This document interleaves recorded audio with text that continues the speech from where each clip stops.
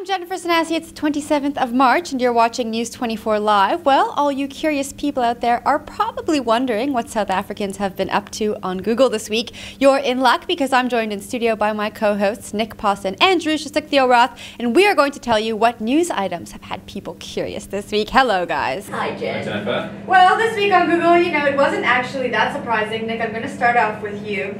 Let's talk sports.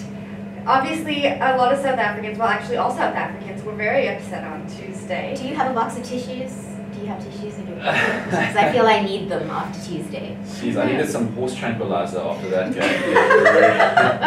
It really went down to the wire. Yeah, again, heartbreak. Another 4-year heartbreak for South Africans, but I mean, they really did leave everything out there on the field. They made it through a playoff game, the quarterfinals to get to the semi-finals, so I guess we can sort of give them credit there. But yeah, the show goes on. So New Zealand are through to the final, and yesterday we had the other semi-finals, which Australia won, they beat India. So yeah, the final on Sunday between Australia and New Zealand. So it's an Antipodean final. So yeah, obviously there are some people out there that are still interested in the remainder of the World Cup. I'm not. Well, I guess cricket scores are going to continue to be Googled. Yeah. I don't know if South Africans are going to continue to Google it, but yes, our office was at a standstill on Tuesday. I really thought some people were going to cry, Nick included. I've never seen you look so forlorn. Well, yeah, I mean, there was such a buzz in the newsroom on Tuesday. I mean, I was quite impressed to see how much so. I mean, it's normally pretty quiet being an online environment. So I would love it if it was like that every day. Yeah, but we get no work done. And I couldn't handle the heartbreak No, every it was day. horrible. No. I'm happy for happy, quiet days in the office. How did you feel about the results? Well, I'm not South African, so I wasn't as into it as everyone else. But with that kind of energy, I mean, there's no way you can't get into it. So it was great. I was going for them. You sent out a hilarious tweet that day. It was a picture of Homer Simpson saying, "Woohoo, local sports team." That's how it felt. Go local sports team. Might want to edit that bit out. All right, so another big sports term being searched on Google this week, Bafana Bafana, a little bit of a happier story. Yeah, so Bafana, well, this is sort of, it might anger some. So Bafana Bafana played a friendly this week against Swaziland, but it wasn't televised, hence the sort of updates and being Googled. People wanted to know what was going on.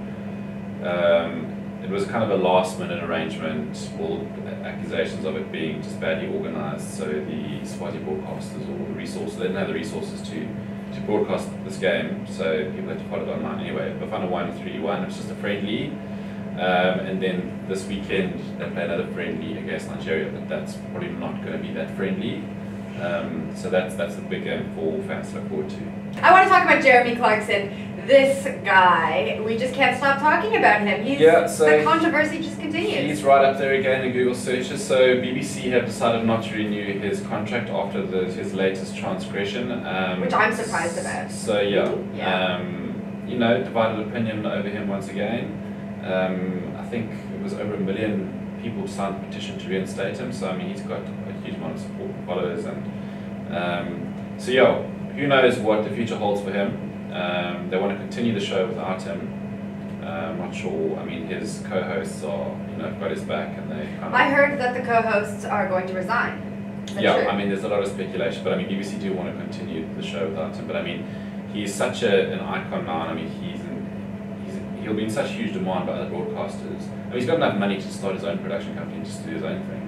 I mean, he's already had a request from a Russian TV station. I saw that. Some army TV who wanted to do like a motoring show on tanks or something. Can you imagine Jeremy Clarkson hosting an army show in Russia? That's just the first of, I'm sure, a lot of requests for his services. So yeah, his future is, he's set. He could retire. I mean, he's 54. But it's annoying that you can be a really horrible person, and if you've got enough money, you're fine. Yeah, that is irritating. Enough money and fame, I guess. Well, do you think Top Gear is going to survive? Personally, I don't know. Personally, I think he will take James May and Richard Hammond with him in his new venture. Because I mean, the dynamic and the chemistry between those three guys is what makes the show. So. Much like this show. Yeah. Just don't go punching people. No, Nix the Jeremy Clarkson. just feed me. I won't. Don't let him get hangry. All right, George, moving into news. Load shedding and ESCOM. No good news coming out of it. So load shedding was one of the most searched terms, and that's because we got load shed this week. Now, you know that most of South Africa's electricity is used to be run off coal, but we're running out, so now we're buying diesel. But Eskom ran out of money for diesel, so Finance Minister Nhlanhla Nene is like this parent, this benevolent parent who said, look, I'm sorry Eskom, here's more money, but obviously we just can't make enough electricity, and so load shedding. And a shameless News 24 push here, we've got a fantastic load shedding app that you put your location in and it tells you what time, grid watch, that's it. It will tell you what time you're being load shed, so we'll link to that under here. It's great, actually. You don't need to go and find the grid and search through that, what looks like an Excel spreadsheet. Exactly. It's amazing. It is.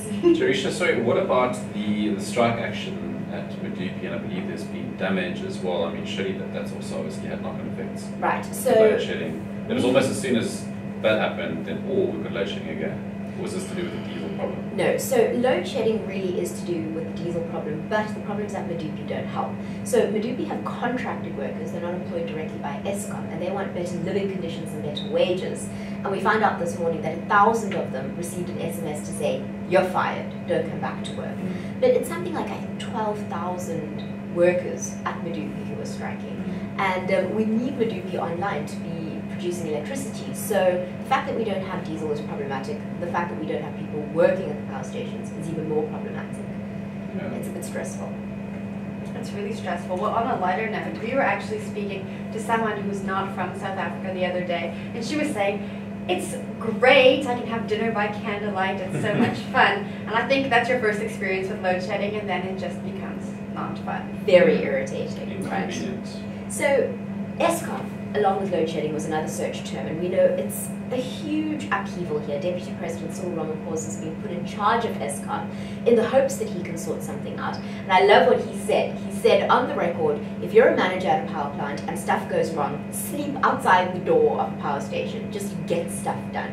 It's helpful that he's got this attitude towards it. We just hope he can turn things around. And the administration for a long time has been denying that there's a problem. Do you remember you and I were after the State of the Nation address at President Zuma's The New Age Breakfast, where Public Enterprises Minister Lynn Brown says there's no crisis. That was shocking. And we were like, girlfriend, there are no lights. There are no lights on. There is a crisis. There's a crisis. Now she said, yes, she'll admit Eskom is experiencing serious problems and we need to look into it. Well, at least there's some kind of responsibility being taken, and people are starting to come out and say that. So hopefully, some change will be made as we move forward. And remember, a lot of the top execs have been sacked, including CEO Tsediso Matona. Yes. Oh, no, that's not correct. Yes, it is correct. He was suspended. So today, he's challenging that suspension.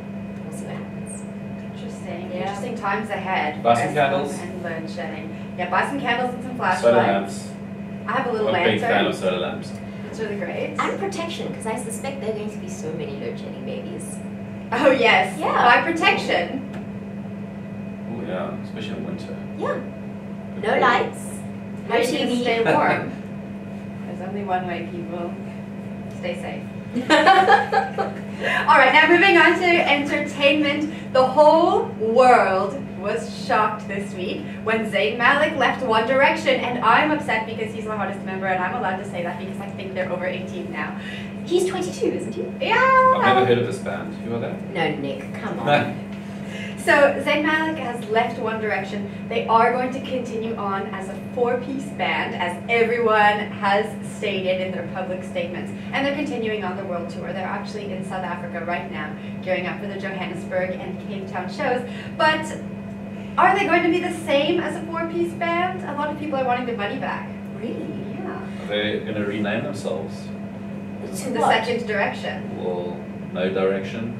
Oh, New Direction? How long were you sitting on that? Yeah. Nick's been Couldn't waiting. wait to get the one out. Lastly, this week we said goodbye to a legend. Now, following a short illness, Kwaito musician Senyaka Kakana passed away. He was only 58 years old. They don't actually know what the cause of his death was yet, they did say he was diagnosed with pneumonia and diabetes could have played a factor, but sad news in the music world, we really have lost a legend. And they really do seem like part of our lives, and when they pass, it's really hard to take in. I mean, Senyaka Kakana was actually the top search term on Google this week, so I mean, our sympathies go out to his friends and family and fans. What have you been searching on Google this week? Let us know in the comment section below, and we hope you have a great weekend.